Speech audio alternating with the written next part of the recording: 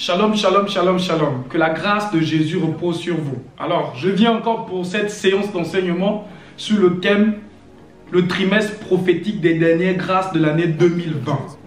Trimestre prophétique des dernières grâces de l'année 2020.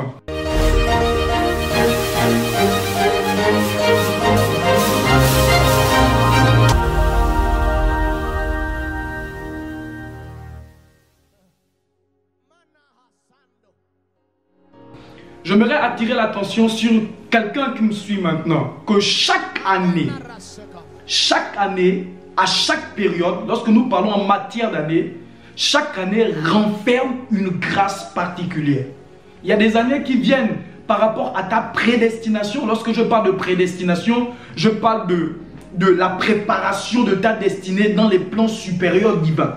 Alors, lorsque Dieu parle pour ton année, lorsque Dieu est en train de concocter les plans de bonheur et de justice, de fidélité, de succès, de prospérité pour la vie d'un individu, il relâche des grâces. C'est-à-dire, il libère une parole. Et la parole de Dieu est toujours accompagnée et soutenue par la manifestation d'un ange. Et les anges, ce sont des esprits qui sont au service de Dieu, qui viennent appliquer la grâce, la bénédiction, le succès, peu importe le domaine, ou encore la manière, le domaine où la particularité dans laquelle un homme veut opérer ou évoluer. Je suis venu te parler aujourd'hui. Chaque année transporte une grâce, une faveur, une bénédiction.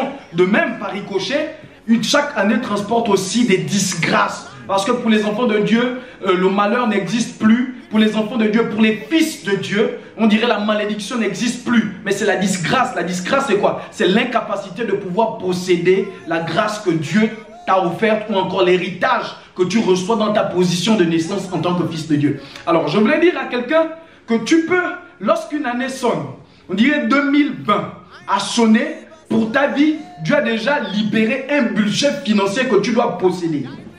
Il a déjà libéré les événements qui doivent arriver, qui doivent se manifester ou transporter la bénédiction dans ta vie. Cependant, le monde des ténèbres, le monde des esprits méchants se lève contre ces personnes-là pour pouvoir arrêter, bloquer, stopper. Et c'est pourquoi ceux qui vont dans l'occultisme, ils se rapprochent de ce monde-là, les devins, les hommes qui pratiquent les rituels pour la prospérité, pour pouvoir manifester la prospérité, ils ne captent que la grâce que Dieu avait déjà libérée au préalable dans ta vie.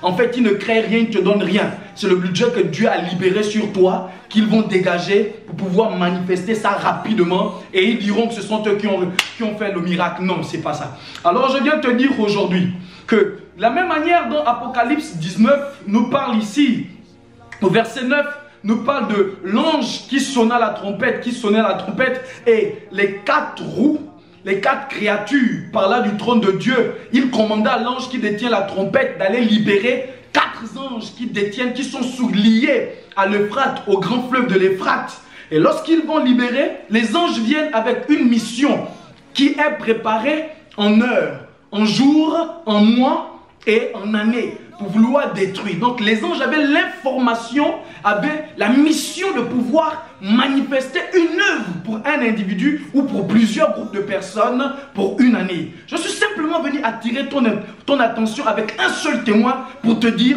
cette année 2020 est une année chargée d'une bénédiction pour ta vie, une restauration pour ta vie. Mais cependant, tu l'as peut-être manqué parce que tu as commencé avec les disgrâces, c'est-à-dire les malheurs, les difficultés, les blocages et tout. Mais je suis venu t'annoncer simplement dans la volonté du Seigneur que l'année n'est pas terminée et tu dois terminer, tu dois l'achever, tu dois l'acheminer avec le plan parfait de Dieu sur le bonheur qu'il veut t'octroyer. C'est pourquoi je prie pour ton succès, je prie pour ta prospérité, que tu sortes de l'anonymat et que Dieu t'octroie ce dont tu as besoin. Parce que je sais que tu es un fidèle serviteur de Dieu et que Dieu t'a aimé, peu importe la manière dont tu es. Alors je viens te libérer cette grâce parce que Dieu t'a justifié, Dieu t'a manifesté sa justice. Il veut te voir prospérer. Je vais te donner un deuxième témoin. Et c'est ce témoin du vigneron. Un responsable d'une vigne avait planté sa vigne. Et lorsqu'il est arrivé à chaque année, il trouvait que la vigne ne portait pas du fruit.